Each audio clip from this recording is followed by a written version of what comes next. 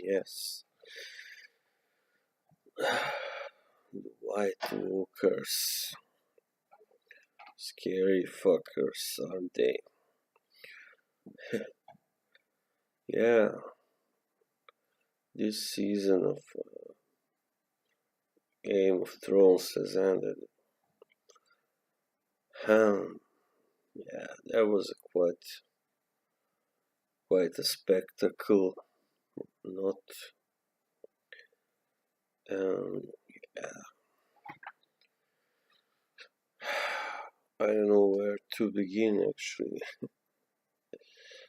Well, I think what the fans most uh, wanted to see is the confirmation of Jon Snow's parentage.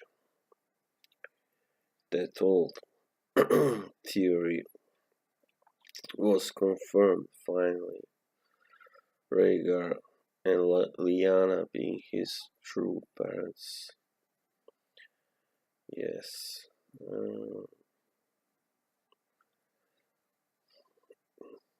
Yeah, I was well, I kind of knew that it would be Bran most likely to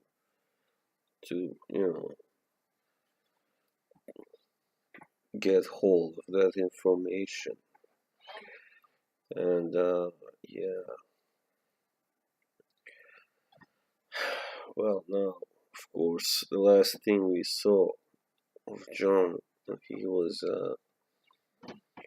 engaged with some kind of with amorous activities with Daenerys. Yeah, I'm not sure how many fans will react now because they kind of wanted them to get together, but now that we know that they are related and really close, closely related.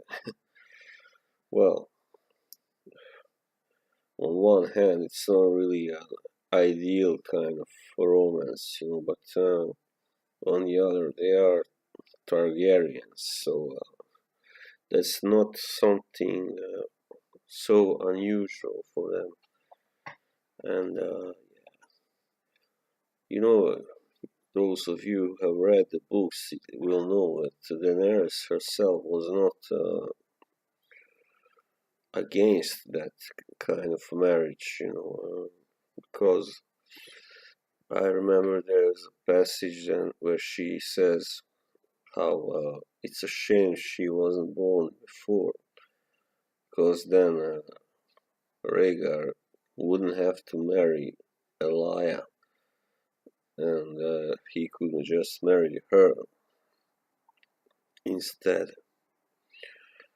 So, you know, I don't think this will have, well, this will obviously have a um, quite big consequences for their relationship when Daenerys finds out that she is not, after all, the rightful heir to the Iron Throne, but that the guy that she least expected would be is the heir, and the guy that she fell in love with, obviously.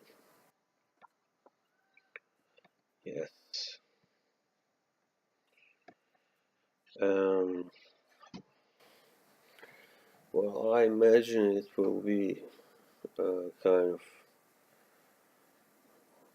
at least for a while, it will kind of drive them apart from each other. I think so.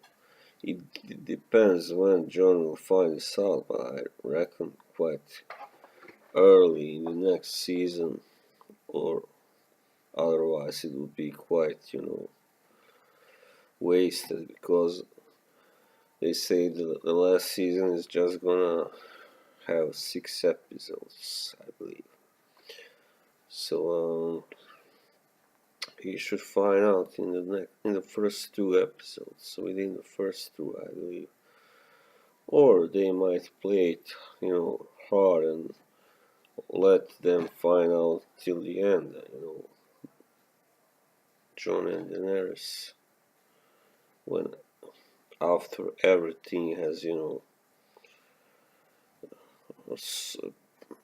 kind of sorted itself out after they have defeated the White Walkers. Yes, it's a really complicated situation. Yeah, and we saw Theon rise in as a man again amongst his own people, the Ironborn. He has kind of gained their respect after he beat up that guy, big bully, in a fight. That was good to see after all, you know, all the hardships and all the abuse that he has taken, both mental and physical, that he now once again has profound strength to, become a man again. Yes.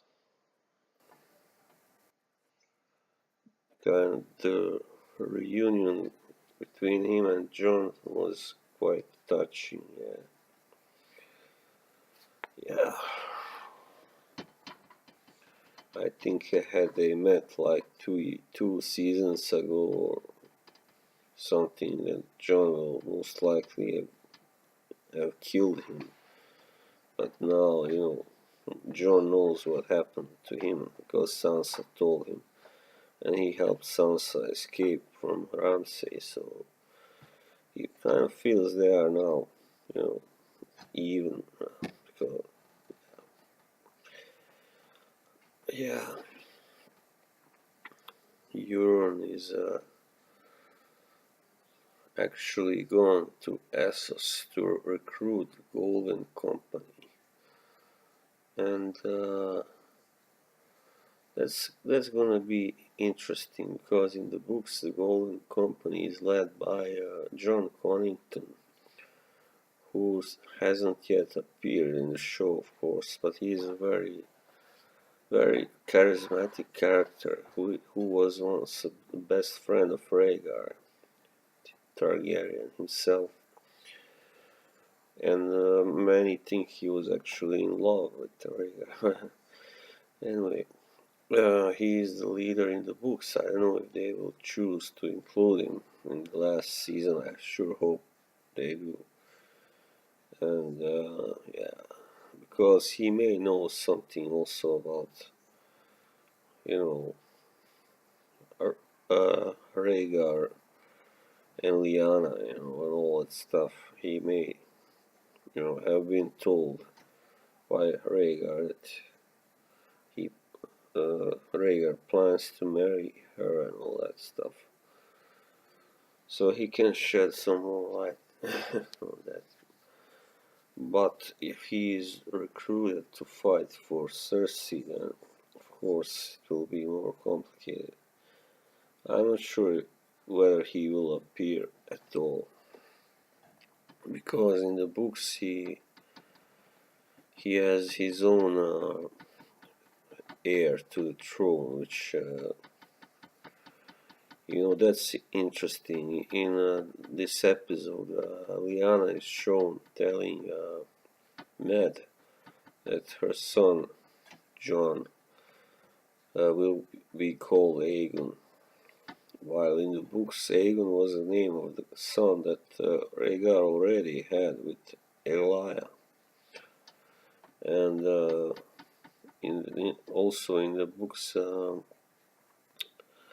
Jon Connington is allegedly traveling with this now grown up, well, half grown up anyway, child of Rhaegar, and his goal is to install him, as the ruler in King's Landing in Westeros. So yeah, but maybe they will include another character from the Golden Company who was the second in command, and that's Miles Toyne. He's also quite interesting character. Uh, yeah, I don't know. I don't think they will complicate the storyline furthermore by including John Connington, since they are not obviously going with that storyline with another, son of Aegon. Rhaegar being out there and trying to come back. That would just be too much, of course. Yeah, and then we saw in the very end there was a lot of talk, and most of the this episode was talk, but in the very end there was some action. Yeah. But first, I'd just like to mention we finally got rid of Littlefinger. That was really satisfying. Yes, it was very. He was a really, really, treacherous and, uh,